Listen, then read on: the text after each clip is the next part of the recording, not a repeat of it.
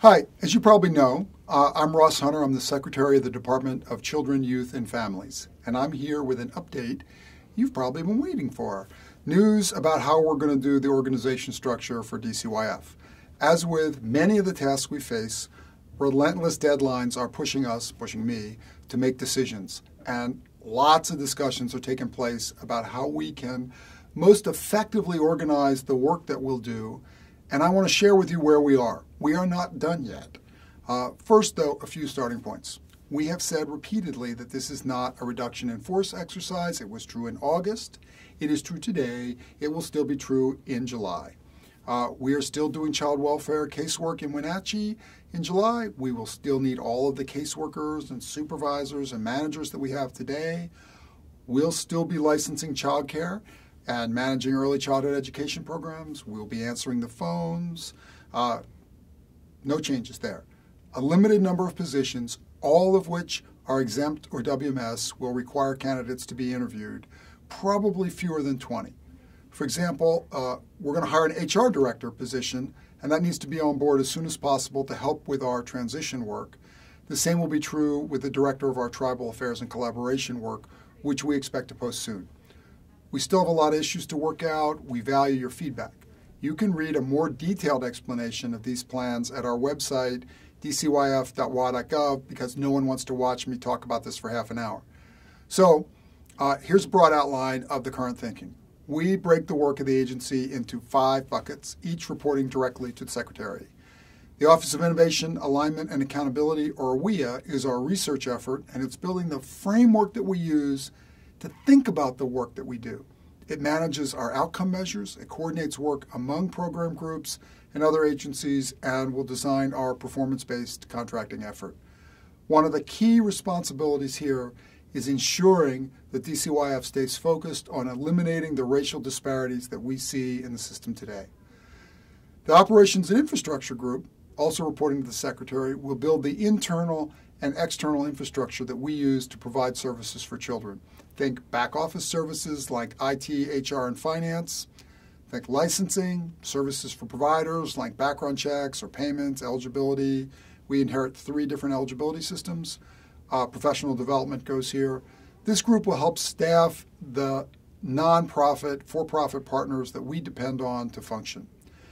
The Programs for Children and Families group, also reporting to the Secretary, will be responsible for exactly that. Programs that serve kids and families. This includes the fieldwork part of the Children's Administration, plus 4 additional collections of program. Family support, often for families of young children, such as home visiting, early support for infants and toddlers, family assessment response, and other evidence-based programs. The Early Learning and Working Connections Child Care Program will be together, including ECAP, other sort of early learning work in that cluster. The Out-of-Home Care group coordinates all of the programs that support kids involved in foster care, relative care, in-home BRS, congregate care, adoption support, etc. The Adolescents group consolidates our expertise in dealing with adolescents and will likely include juvenile rehabilitation, extended foster care to 21, transition and reentry services, stuff like that. Hopefully that's where we'll put the Office of Homeless Youth if that works out. Coming back to reporting directly to the Secretary, the Communications and Outreach Group will be responsible for all the usual communications of a large agency, including managing our overly complicated advisory group system and our legislative activities. I think we have more than 40 formal and informal advisory groups that will need to be pared down. The Tribal Affairs and Consultation Group will also report directly to the Secretary. We'll coordinate our work across all of the lines of business with our tribal and recognized American Indian organization partners, including support in the field for tribes interacting with us. In addition to these 5 groups, we're looking at changes to our regional work.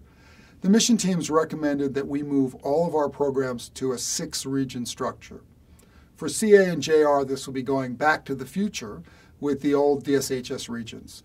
The current 3 regions CA uses are just too large to get a feel for local communities, and they slow down decision-making a lot. Every program at Dell has its own special snowflake of a regional structure, and this makes coordination difficult. So we're working to customize the regions appropriately to meet the various needs. Walla Walla, it's not the same as West Seattle. We're still working with DSHS and OFM to determine exactly how many FTEs in the support services will move from DSHS to DCYF. And we expect to have that worked out numerically by the end of January, which is about a week from now, and with names attached by the end of February. So even though juvenile rehabilitation is coming in 2019, we're making plans now for that transfer. We still have a lot of work to do on all of this, including incorporating your feedback.